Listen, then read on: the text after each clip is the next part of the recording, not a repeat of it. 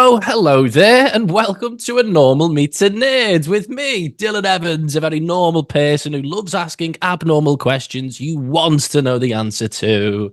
And me, Darragh, the Menace Ennis, the person who will give you surprisingly interesting or surprisingly dull answers, depending on what happens, to those weird and wonderful questions. Yeah, let's get to it. Yeah, let's smash it. Oh, I like this one. I like this one.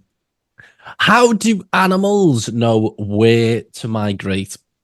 What's going on there? Right. So this is complicated and very recent that we kind of accepted that animals migrate on like large scale, especially. So for a very long time. So I know I tend to defend scientists and everything, but this one is a bonkers idea.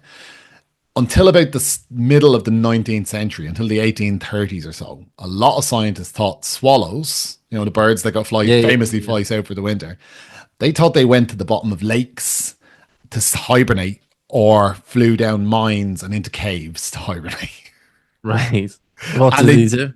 They really did. They really did think this. But in 1822, a bird, a type of stork, was found in Germany with a piece of a spear from Africa embedded in its wing. Oh my God. And that was the point when they went, oh, actually, they must go to Africa. See, they just needed the evidence. That was it. They needed the evidence and they found it. So until 1822, no one really believed that animals migrated. They thought they just hid and hibernated or dug tunnels or whatever. They've all gone again. They're all hiding again. They had no evidence for it. The swallows were there today. Then they flew off. We haven't seen them for 6 months. Now they're back. Yeah, what else are you meant to think? And if you step back and think about it without the evidence, that's not completely illogical because no. Of course these tiny little birds don't fly to Africa. That would be bonkers, but they do. That's mad. And like some of them, like the Arctic tern flies 250,000 kilometers in its lifetime, and that's a tiny little bird. How do they know where they're going? That's the difficult bit. Now, there is really good evidence that things like homing pigeons and birds and swallows and stuff can follow things like the magnetic pulses, like the magnetic field of the Earth. So they know north and south, and they can follow geographical things. So they fly around mountains, they fly through mountain passes, they follow rivers, that kind of thing. So there are some things that they do, and quite a lot of them fly in groups, and they will follow the more experienced ones, and they kind of learn. So it becomes a cluster. Oh, fair enough. But some animals only migrate once in their life. So there is no older animal. So like there's butterflies and stuff that migrate. What's going on? Yeah, so there's some genetic thing that makes them do it. So they've taken animals and bred them in the lab for a couple of generations and then released them, and they still do it. So I can't make sense of that. It's like it's deep wired into them, isn't it? Very, very deep wired, genetically deep wired into them. Now, some of it's going to be down to certain cues. So, they need a certain amount of food to survive. If they survive on insects and they live in Scotland, hanging around in, November is not going to do them very much good. Some of them will base it on how long the day is, So once the day goes under a certain length of time, they realize, actually, do you know what? There's not much time to forage. We need to move further south, and they'll gradually go and follow the sun. That kind of smart, that though, isn't it? And but quite a lot of them will just follow the other animals. So they know they have to go. But some of them, when you think about it, like how salmon find their way back to the very same river they were bred in, because they do. It's the same river they go back to because the same one. Yeah. And they seem to do it by sort of the chemistry of the water and all sorts of other stuff. They use cues that we are not even aware of, or we're barely aware of. Yeah. They have the idea that, we're very sight-based animals, but they use smell and magnetism and lots of other cues that we don't.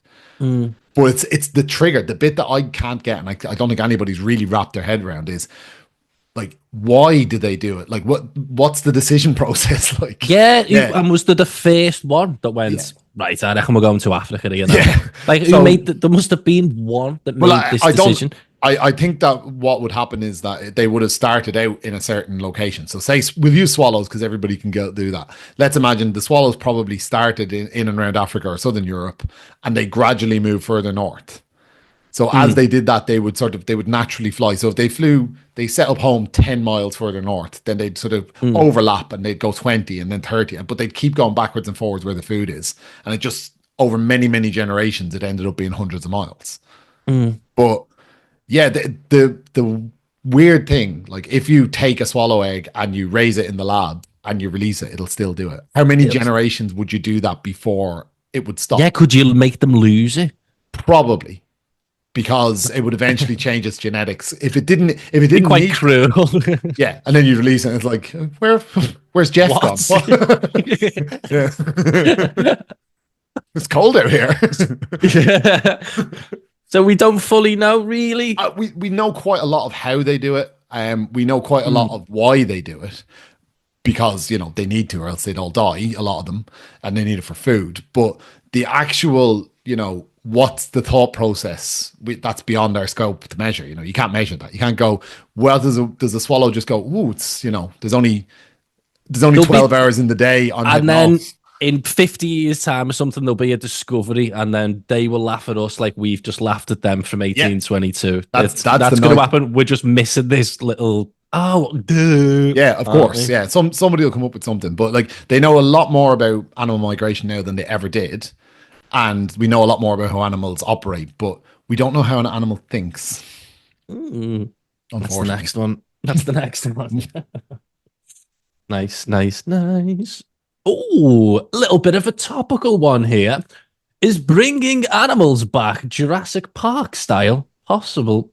Because obviously, if you've seen the news the last few weeks, whatever it was, we brought back wolves from dire wolves, years ago. Dire wolves, that's what they're called. Well, there's a whole series of movies that tell us why we shouldn't do this. Good films as well. Good films. And as Jeff Goldblum's character said, they didn't stop to think if they should. Yeah. So the direwolf thing is a lot of spin on a good scientific experiment, and it was difficult to do, but they didn't bring direwolves back. They genetically modified grey wolves is what they did. And so it's not really a direwolf. So they didn't go into the amber and get the mosquito blood.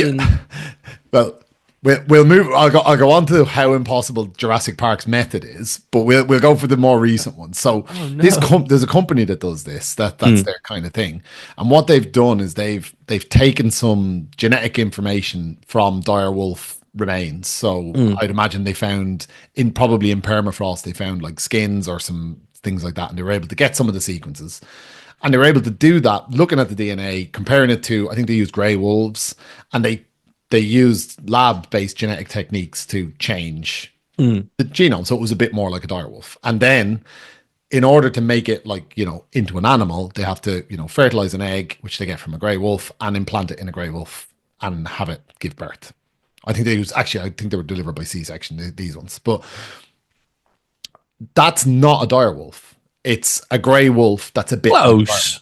Yeah, so it's a good step. Yeah, it's a good step. It's more like a dire wolf than anything that's been around for about 10,000 years. Right. But it's not a dire wolf. Okay, so it's dire wolfish. It's a hybrid at best, and that's being very generous to it. They've also talked about bringing back woolly mammoths. Yeah, well, this has always been the talk. I feel like since I've been a child, this has been like the discussion. So there's a lot of woolly mammoth remains found, especially in Siberia. And woolly mammoths have not been gone all that long. So there were mammoths around when they built the pyramids. I think we might have done that in an earlier episode. I don't know if we have. Maybe we have actually. Well, we'll do a little sidetrack in case we haven't. So I forgot that. The pyramids were built sort of 4,000 years ago. And we think. No, they were. We think. We'll have our crazy conspiracy Let me get me theory tinfoil episode. hat. Let me get me tinfoil hat. What is it? No, they were built 5,000 years ago. And at that time, there was still a herd of woolly mammoths wandering around on an island in Siberia. They're not that long gone. I thought they were so much older. No, not at all. So, human writing was around when mammoths were there. They're not gone millions of years. They're not dinosaurs. They're animals. So because of that, and because some of it's been deep frozen, there's actually quite reasonably intact remains. You can see mammoth skin, mammoth meat, all that kind of stuff. Oh, wow. And as we're destroying the planet and more of the permafrost will melt, there's more will come up. Yeah. So There's So loads here. that means you've got a reasonably good chance of the DNA being intact because it's been deep frozen. So DNA is like anything else, it'll break down over time. So quite a lot of it will remain intact. And you could, in theory, clone that and put it into, say, an elephant egg and have a female elephant, and it would bear out a reasonable elephant-y, mammoth-y hybrid. And that is definitely, theoretically anyway, feasible. Yeah, that doesn't seem that mind-blowing. And same as the dire wolves, do the same kind of thing. And they're actually much closer in time. So, the DNA would probably be better intact. Dinosaurs, unfortunately, were millions of years ago. Yeah. So there's no frozen dinosaur remains left. No, but what there is, I've seen a it's fossilized amber with insects in it. Yes, now, and the insects suck the dinosaur blood. Yeah, but I've seen it. I've seen them do it. I've seen putting something into amber for 70 million years and putting something into deep freeze for 4,000 years are very, very different things. True.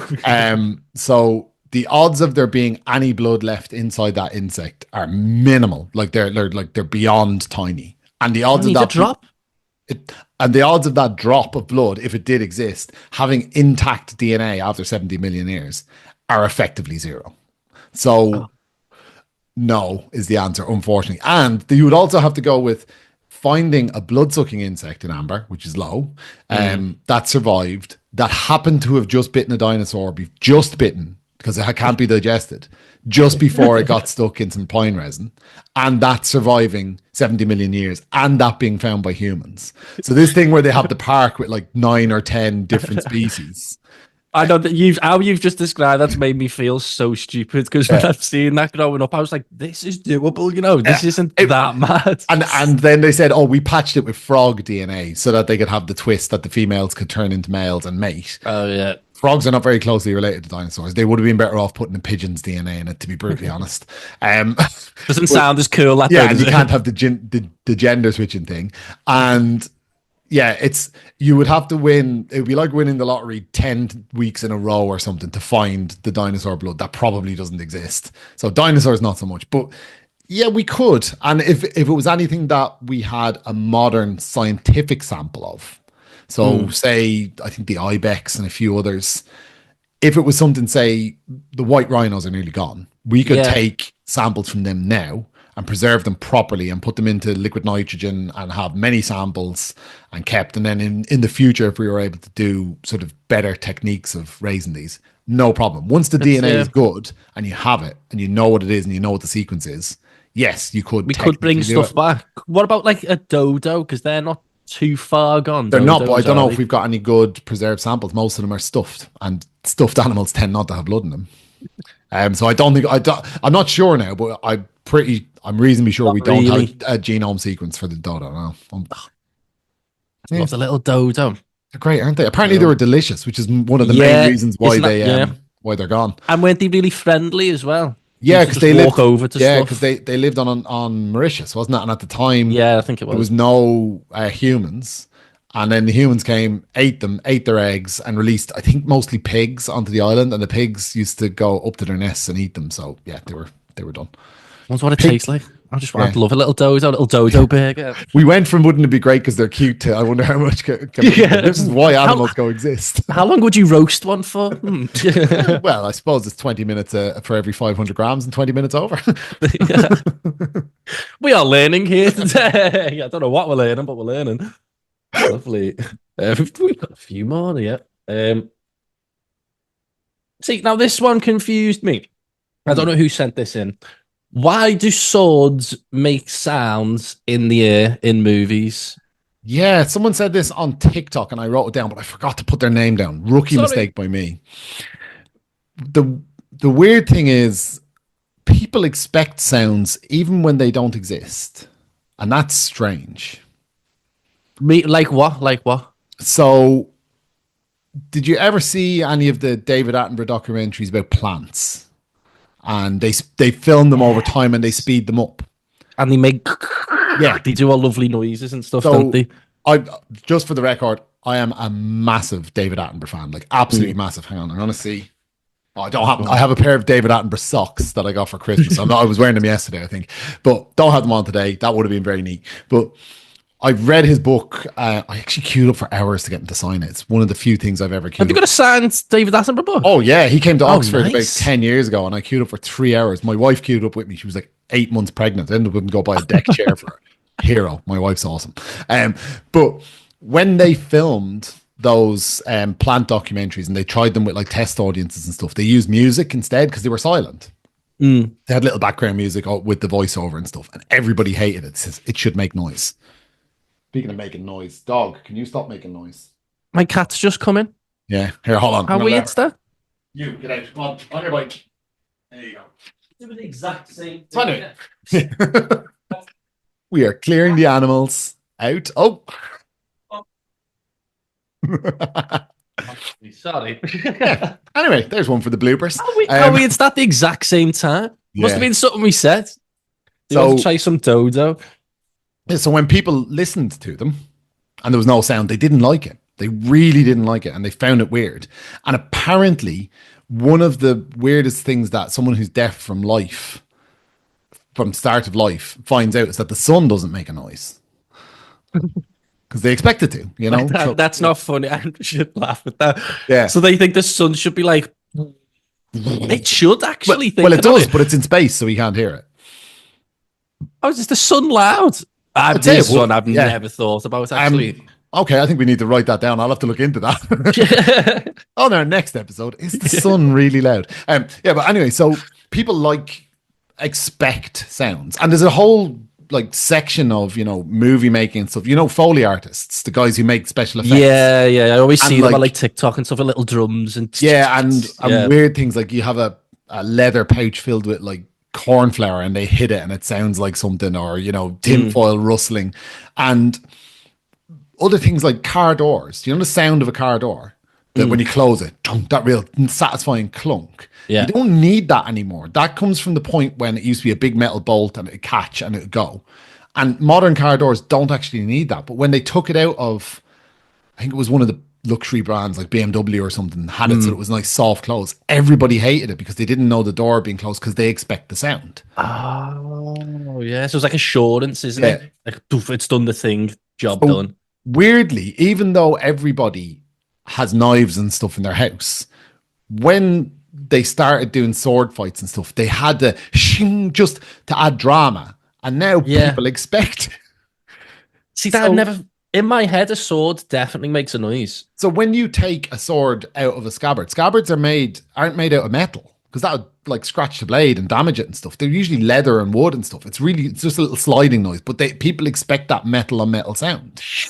Yeah, And when you're moving a sword through the air, it'd make a noise a swishing sound, like you would with a stick or something. But people think it makes this kind of weird metallic hum when it moves through the air, and it doesn't. A lightsaber, I think that's the reason why the lightsaber makes the noise it does, because I think it's probably not consciously, but it's a continuation of that idea. So we need a noise sometimes. People need the noise, or else they find it weird. Do you know when Ewan McGregor was recording The Phantom Menace, him and Liam Neeson had a little bit of a row because obviously they use aluminium sticks as lightsabers and the laser, sorry kids, but the lasers added in afterwards in special effects. But apparently, because Ewan McGregor was a massive fan of the films, he was going vroom, vroom, vroom, vroom, under his breath, and he used to drive Liam Neeson crazy. You'd have to, wouldn't you? Yeah. You'd have to. I've got a lightsaber here somewhere, actually. Do you know what Ewan McGregor's call sign is? Because he's an RAF fighter pilot. So right, Maverick and Jester. Yeah. His one is OB2. Nice. I love them Star Wars, as you know. Yeah. I'd love a lightsaber more than anything else in the world, I think. Anything from a film. Well, do you know what? We'll do a weird one for us. We'll do an off-the-cuff question. Are lightsabers theoretically possible? That was my next question. Yes. That was my next question. Lightsabers are theoretically possible, but the problem is making them stop. So when they press the button and it goes up for 2 or 3 feet and it stops. There is no reason for them to stop. So if it's a pulse of energy, like a laser, it will just go like a laser gun. So laser guns are possible. They happen. They are real. And like we use lasers in the lab and all that kind of thing. And when we got really powerful ones, you could like burn through paper or cardboard with them and stuff. And you can just keep ramping that up quite a bit, you know. So you can have lasers that would set fire to stuff, and they use lasers for like etching and cutting metal and all that kind of thing. Yeah. But the problem is making it stop. So you would need to have some sort of container, like cap at the end somewhere. So it wouldn't be all the way around. You'd have to have some sort of, you know, L-shaped thing that sticks out. Yeah. But yeah, in theory, you could have one, but it would basically just be shooting forever, like Cyclops' eyes in X-Men. But it is possible. But it is possible, theoretically. Yeah, you just couldn't stop it. But creating that bar of like burning energy is definitely something that you can do. It would require, there's no way you'd have a handheld. It would call, like, the amount of energy is massive. But yeah, although I don't think it'd be a good idea having one. They are incredibly dangerous. You can cut through anything, can't they? Have you ever seen Rick and Morty's take on that? No. Oh, doesn't he drop it? He drops it and it just goes all the way through the planet. That would happen. Yeah. I love that. And the one thing that I think they have definitely overfought is if I was a Jedi and I was fighting someone else, I would just be using the Force to press the button and turn off his sword. That's not a bad point. That's what I'd be doing every time. I also don't get why they do this so much. You could just pull it off and just put it on them and just open it. Yeah. That makes sense. Yeah, absolutely. They're idiots. Jedi's an idiot. There we go. We're learning here today. I think this is the last one here, actually. Yeah. This is such a stupid question. Yes, it is, but it's great. When was the first poo, and what poo'd it? So is this from Joe? I think it is, actually. Yeah. Joe. So Joe is our producer in chief, and editor and general legend who makes sure us two disorganized idiots actually get something done. But sometimes you get a window into his mind, and this is one of them. So the first poo. So I think we all have to accept, to have poos, you need to have animals. That's a start. Yeah.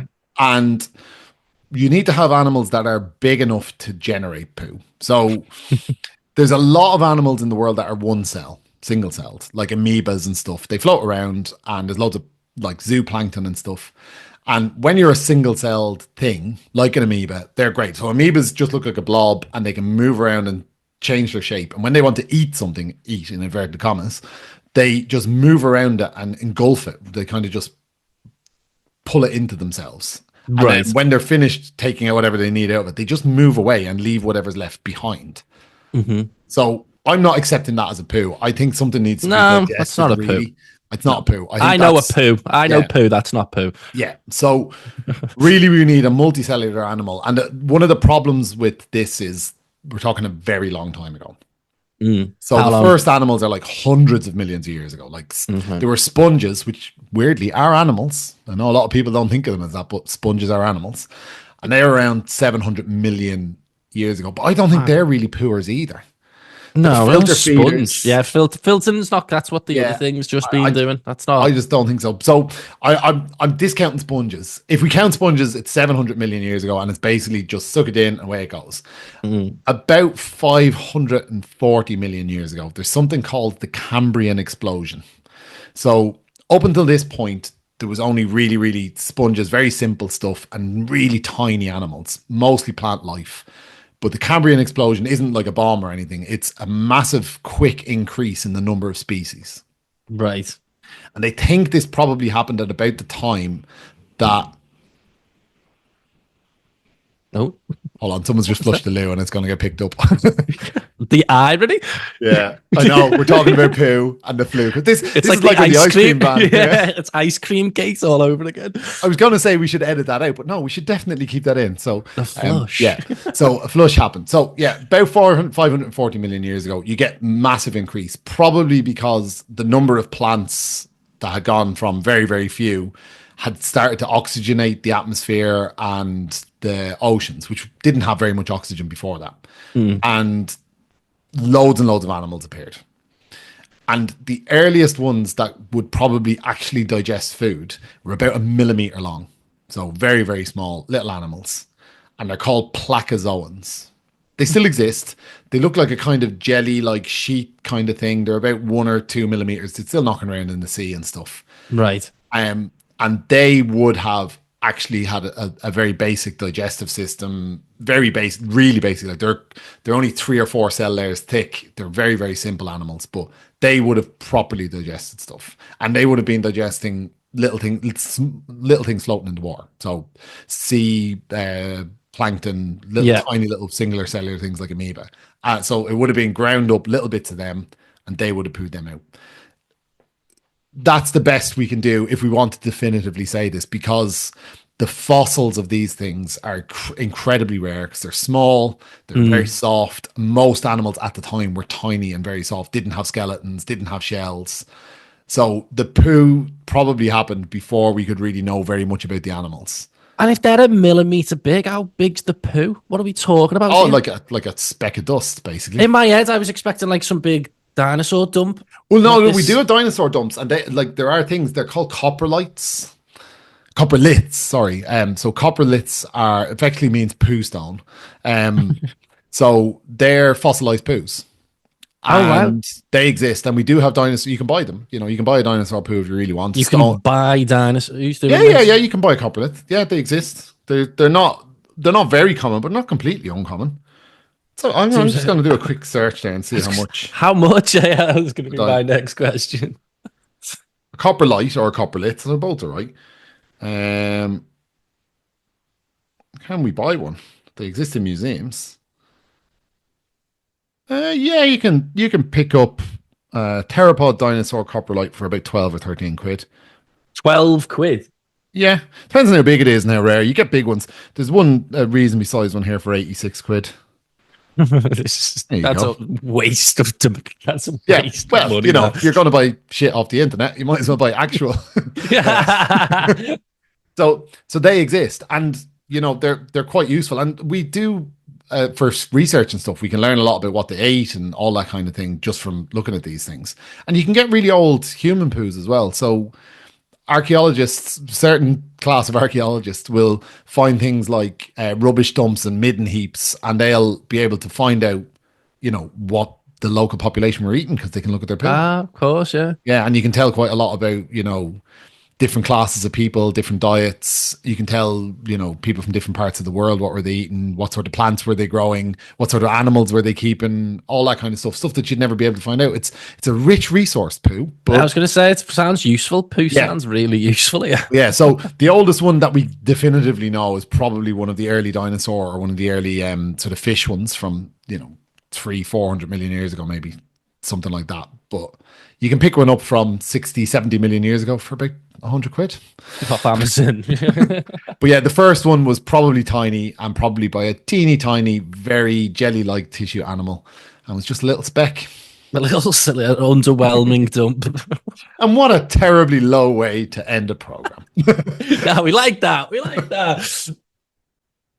So this podcast is pretty much built by you. So many of the questions we've just discussed are from Instagram comments, from Facebook comments, from TikTok comments. So if you see any post, go and hit us up on the socials, comment a question, and it may, probably, definitely will be in an upcoming episode, Yeah, just think it through.